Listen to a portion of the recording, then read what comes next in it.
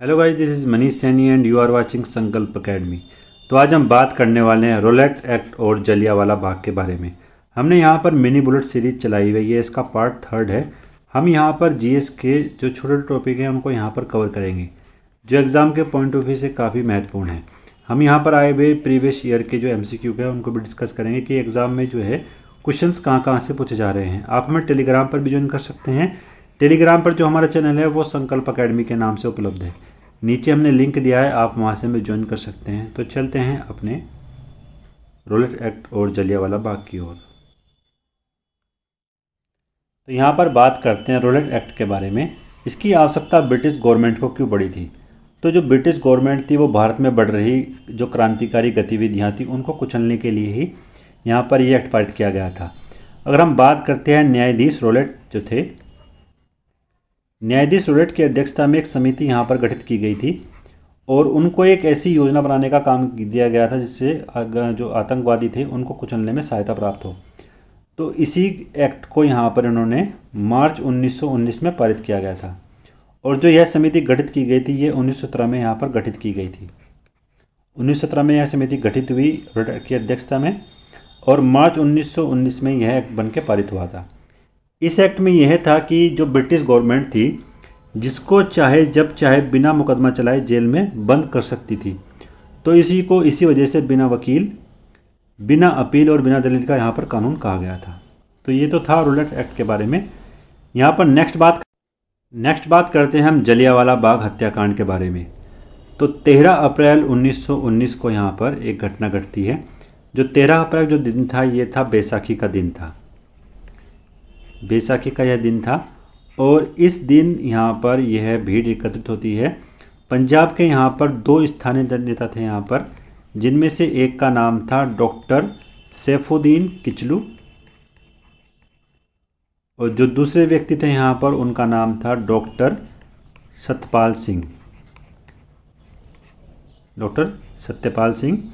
तो यहाँ पर इन 2 नेताओं को गिरफ्तार किया जाता है इस एक्ट के तहत और इसी का ही विरोध प्रदर्शन करने के लिए जलियांवाला बाग में भीड़ एकत्रित होती है और इसी भीड़ को नियंत्रित करने के लिए यहाँ पर जनरल डायर ने निहत्ती भीड़ पर यहाँ पर गोली चलाई और इस नरसंहार में लगभग 1000 लोगों की यहाँ पर मृत्यु होती है। और जो जलियांवाला बाग था ये घटना कहाँ पर घटती है? तो ये घटना घटी थी अमृतसर में। तो अमृतसर में ही जलियांवाला बाग जो है वहाँ पर स्थित है। तो वहाँ पर एक कुआं था, ये कुआं उसी का ही प्रतीक चिन्ह है यहाँ पर। तो इस कुएं में ही लोगों ने जान बचाने के लिए ही छलांग लगाई थी और काफ़ी लोग इसमें जो है मर भी गए थे। तो ये तो था जलियांवाला बाग के हत्याकांड के बारे में। नेक्स्ट बात करते हैं परीक्षा की दृष्टि से यहाँ पर क्या महत्वपूर्ण है। तो जलियांवाला बाग नरसंहार पर कांग्रेस की जो जांच समिति थी उसका जो रिपोर्ट का प्रारूप लिखने का काम सौंपा गया था, यहाँ पर महात्मा गांधी जी को यह कार्य सौंपा गया था। नेक्स्ट बात करते हैं जलियांवाला बाग हत्याकांड के समय भारत का वायसराय कौन था। तो उनका जो वायसराय था वो था लॉर्ड जेम्स फोर्ड, जिनका कार्यकाल हमने बात की है 1919 से यहाँ पर 1921 तक था। फिर जो हमारे पास तीसरा यहाँ पर फैक्ट है ये है कि वह घटना जिस मोंटेगू ने निवारक हत्या की संज्ञा दी तो वो थी जलियांवाला बाग नरसंहार। मोतीलाल नेहरू की अध्यक्षता में भारतीय राष्ट्रीय कांग्रेस ने अमृतसर का अधिवेशन हुआ था यहाँ पर दिसंबर 1919 में। तो यहाँ पर अगर हम बात करते हैं, यहाँ पर ये क्रम से लगाने के लिए आ जाता है। तो पहला हम बात करते हैं तो मार्च 1919 में यहाँ पर मार्च 1919 में एक्ट पारित होता है। दूसरा जो हमारे पास यहाँ पर फैक्ट है वो ये है कि 13 अप्रैल 1919 को यहाँ पर जलियांवाला बाग की घटना घटती है। तीसरा हमारे पास जो फैक्ट है वो ये है कि दिसंबर 1919 में यहाँ पर कांग्रेस का अधिवेशन होता है। तो एग्ज़ाम में इनको क्रम से लगाने के लिए काफ़ी बार पूछा गया है, तो ये आपको याद होना चाहिए। मार्च 1919 में एक्ट पारित हुआ, 13 अप्रैल 1919 में यहाँ पर जलियांवाला बाग की घटना घटती है और दिसंबर 1919 में यहाँ पर कांग्रेस ने अधिवेशन बुलाया था। तो ये तो था परीक्षा की दृष्टि से यहाँ पर महत्वपूर्ण। नेक्स्ट बात करते हैं हम कुछ महत्वपूर्ण यहाँ पर हमारे पास फैक्ट हैं। तो पहला जो फैक्ट है यहाँ पर वो है कि द अकाउंटिकल and the revolutionary crime act 1919 को सामान्य बोलचाल की भाषा में क्या कहा जाता है? तो उसको जो कहा जाता है वो है रोलेट एक्ट, इसको बोलते हैं। नेक्स्ट जो फैक्ट है हमारे पास वो है कि भारत में बढ़ रही क्रांतिकारी जो गतिविधियाँ थी उनको कुचलने के लिए न्यायाधीश सिडनी रोलेट की अध्यक्षता में एक समिति गठित की गई थी, जिसको सेडिशन समिति भी बोलते हैं, वो गठित की गई थी 1917 में। सेडिशन कमेटी की सिफारिश पर आधारित था यहाँ पर रोलेट एक्ट। रोलेट एक्ट का भारतीय राष्ट्रीय कांग्रेस ने विरोध किया क्योंकि इसका लक्ष्य था व्यक्तिगत स्वतंत्रता को सीमित करना। नेक्स्ट जो हमारे पास फैक्ट है वो ये है कि रोलेट एक्ट के विरोध में लगान न देने का आंदोलन का सुझाव किसने दिया था? तो वो दिया था स्वामी श्रद्धानंद जी ने। नेक्स्ट फैक्ट है हमारे पास अखिल भारतीय राजनीति में गांधी जी का पहला साहसिक कदम कौन सा था? तो यहाँ पर पहला साहसिक जो कदम था वो था रोलेट एक्ट। इससे बारे में अगर हम बात करते हैं तो गांधी जी ने 3 राजनीतिक मंचों का यहाँ पर प्रयोग किया था। 3 राजनीतिक मंचों का प्रयोग किया था। पहला तो था होम रूल आंदोलन, फिर था हमारे पास खिलाफत आंदोलन, फिर था हमारे पास यहाँ पर सत्याग्रही सभा। तो इन 3 राजनीतिक मंचों का यहाँ पर प्रयोग किया था महात्मा गांधी जी ने। नेक्स्ट हमारे पास रोलेट एक्ट जिस वायसराय काल में पारित हुआ तो वो था लॉर्ड जेम्सफोर्ड। इनका कार्यकाल 1916 से 1921 में है। नेक्स्ट जो हमारे पास यहाँ पर फैक्ट है वो ये है कि भारतीय राष्ट्रीय कांग्रेस संग्राम के दौरान रोलेट एक्ट ने जिस कारण से सार्वजनिक रोष उत्पन्न किया तो वो था इसमें लोगों को बिना मुकदमा चलाए जेल भेजने के लिए अधिकृत किया गया था। नेक्स्ट फैक्ट है हमारे पास यह महत्वपूर्ण घटना जो जलियांवाला बाग नरसंहार के तुरंत पूर्व घटी थी वो था रोलेट एक्ट का बनना। तो यहाँ पर अगर हम बात करें ये जो नरसंहार हुआ था यहाँ पर ये हुआ था 13 अप्रैल 1919 में, और हमने यहाँ पर बात की जो एक्ट बना था ये बना था मार्च 1919 में। तो इससे जो पूर्व घटना घटी थी वो थी रोलेट एक्ट का पारित होना। नेक्स्ट जो हमारे पास फैक्ट है वो है काफ़ी संख्या में लोग अमृतसर के जलियांवाला बाग में 13 अप्रैल 1919 को जो एकत्रित हुए थे, किसके विरोध में ये है, किसकी गिरफ्तारी के विरोध में यह एकत्रित हुए थे? तो यहाँ पर पंजाब के 2 स्थानीय नेताओं की गिरफ्तारी के विरोध में यह जो है एकत्रित हुए थे, डॉक्टर सैफुद्दीन किचलू और doctor Satyapal Singh. Next fact है हमारे पास जलियांवाला बाग हत्याकांड के विरोध में वायसराय की कार्यकारिणी परिषद की अध्यक्षता से इस्तीफा दिया था। तो यह इस्तीफा दिया था शंकरन नायर ने। तो यह जो इस्तीफा दिया था यहाँ पर वो दिया था शंकरन नायर ने। यहाँ पर नेक्स्ट जो हमारे पास है कुछ संबंधित और भी हमारे पास फैक्ट हैं। तो वो ये है कि जलियांवाला बाग हत्याकांड 1919 में पंजाब में हुए अत्याचारों से अपने विरोध के रूप में जिस विख्यात व्यक्ति ने ब्रिटिश सरकार द्वारा प्रदान की गई नाइट की उपाधि को लौटाया था, तो नाइट की उपाधि यहाँ पर लौटाई थी डॉक्टर रविंद्रनाथ टैगोर जी ने। नेक्स्ट फैक्ट है हमारे पास जलियांवाला बाग हत्याकांड की जांच हेतु ब्रिटिश सरकार ने किसका गठन किया था? तो ब्रिटिश सरकार ने गठन किया था यहाँ पर हंटर कमीशन का। और अगर हम बात करते हैं यहाँ पर हंटर कमीशन की, तो हंटर कमीशन का जो गठन किया गया था यहाँ पर जलियांवाला बाग हत्याकांड के लिए किया गया था। और इस कमीशन में जो है 3 भारतीय भी थे, सितवाड़ जगत नारायण और सुल्तान मोहम्मद खान।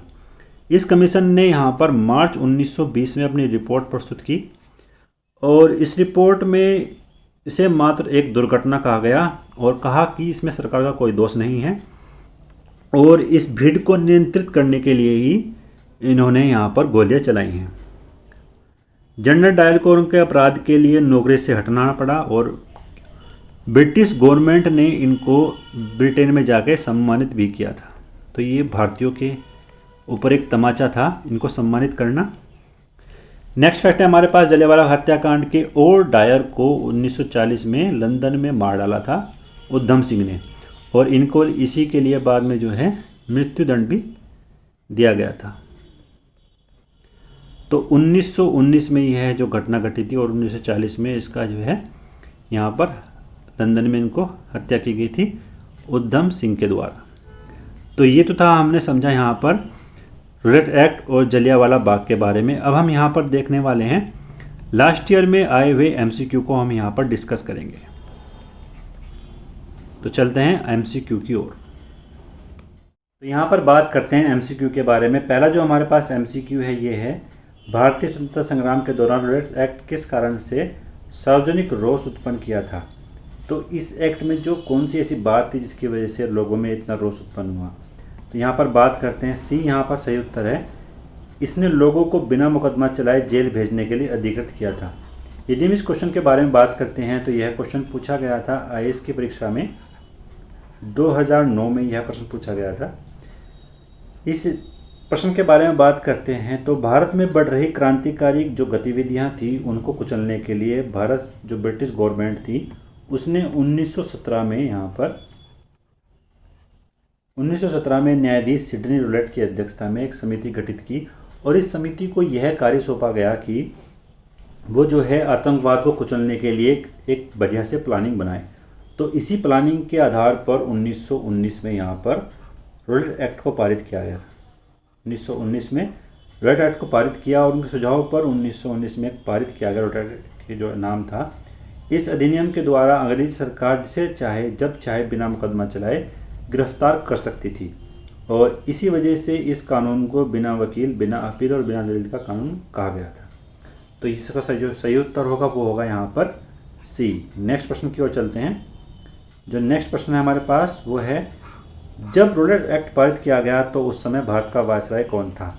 तो उस समय जो भारत का वायसराय था वो था लॉर्ड जेम्सफोर्ड। इनका जो कार्यकाल रहा है वो रहा है 1916 से 1921 तक।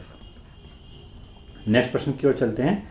नेक्स्ट प्रश्न है हमारे पास, रूलेट एक्ट का भारतीय राष्ट्रीय कांग्रेस ने विरोध किया क्योंकि इसका एक लक्ष्य था। तो इसका क्या लक्ष्य था?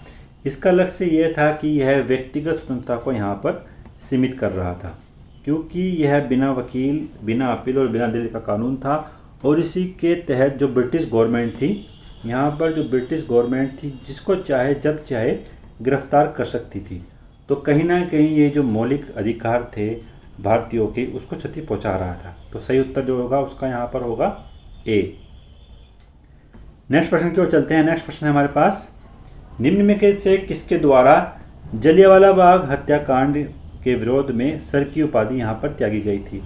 तो यहाँ पर सर और नाइटहुड की जो उपाधि त्यागी थी वो त्यागी थी रविंद्रनाथ टैगोर जी ने। तो रविंद्रनाथ टैगोर जी ने अपनी सर या नाइटहुड की जो उपाधि थी वो त्यागी थी। तो सही उत्तर यहाँ पर होगा यहाँ पर सी। नेक्स्ट चलते हैं। नेक्स्ट हमारे पास, जलियांवाला बाग हत्याकांड के जिम्मेदार माइकल ओडायर को निम्नलिखित में से किसने मार डाला था।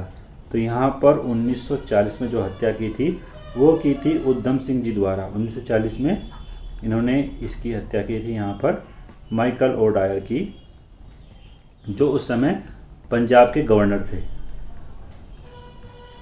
तो सही उत्तर यहाँ पर होगा सी।